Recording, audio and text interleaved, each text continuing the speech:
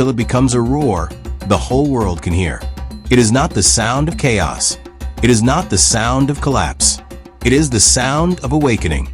In the heart of Southern Africa, 3 nations, Namibia, Zambia, and Botswana, are beginning to weave themselves into something entirely new. Not just a partnership, not just an agreement, but the beginnings of a united force.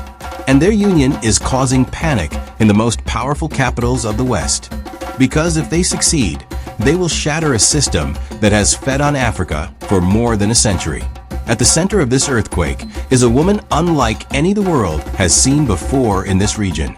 Her name, President Netumbo Nandi-Ndaitwah. Her people call her the Lioness of Southern Africa.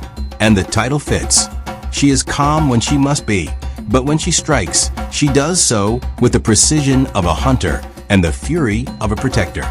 She carries herself not like a politician begging for foreign approval, but like a queen standing guard over her kingdom.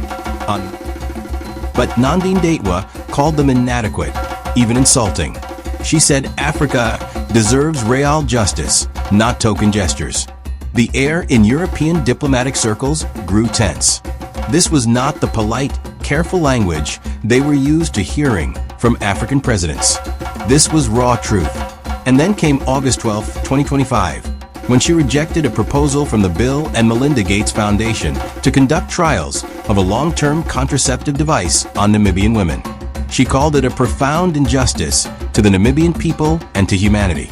She made it clear, Namibia is not a laboratory for foreign experiments. The statement went viral across Africa, sparking praise and pride from people who had grown tired of leaders accepting such deals without question. The West sees all of this and understands the danger to their system, because the system depends on Africa staying weak. Make no mistake, Africa is not poor.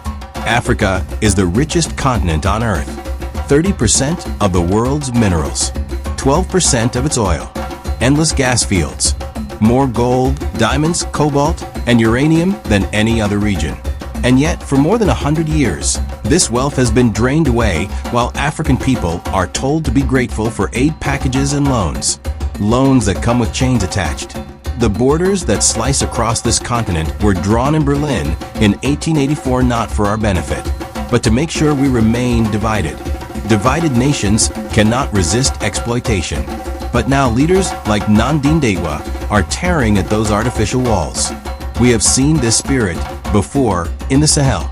In Mali, Burkina Faso, and Niger, leaders have taken bold steps to reclaim their resources, push out foreign troops, and unite under a shared vision.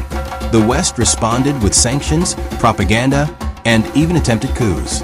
But the Sahel stood firm, and now the South is watching and learning. Imagine this: Namibia's uranium powering African energy grids, Zambia's copper fueling African technology industries, Botswana's diamonds being cut and sold in Africa at African prices. No more sending raw materials overseas to be processed and bought back at 10 times the price. No more dependency.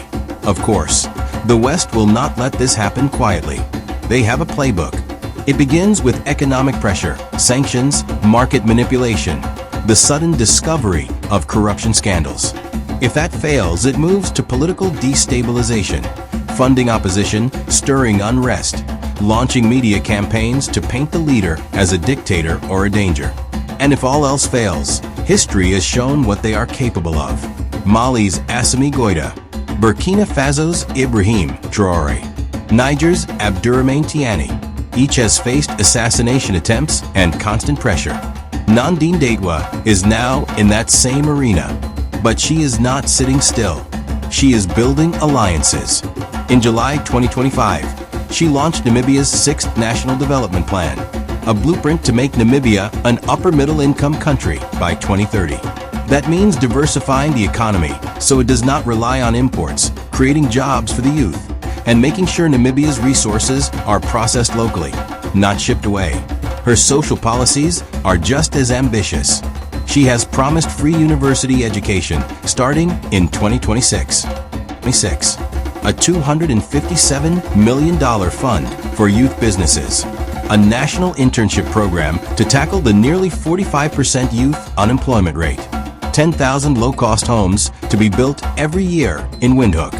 She is even exploring nuclear energy to ensure Namibia never has to depend on foreign electricity. Corruption? She treats it like treason. In April 2025, she fired the Minister of Agriculture after his arrest, making it clear no one is untouchable. She reduced her cabinet from 21 ministries to 14, replacing much of the old guard with new faces, including young leaders in their 30s. In Southern Africa, where stability has often meant silence in the face of Western demands, Nandine Datwa is breaking the pattern. She is demanding reparations. She is nationalizing resources. She is uniting borders. And she is doing it all without asking for permission. Across social media, she is being hailed as a new symbol of African dignity. People compare her to historical giants, Kwame Nkrumah, Thomas Sankara, Patrice Lumumba. But with a modern twist, she is part of a generation that understands both the battlefield and the global economy. If more leaders follow her example, Africa could change in a single generation. Imagine a continent where our minerals fuel our own industries, where our food feeds our own people first, where our young graduates create technology companies that compete globally instead of emigrating for survival. This is what the West fears: an Africa that speaks with one voice, an Africa that sets its own terms. And yet, even as they fear it, the West still has a choice.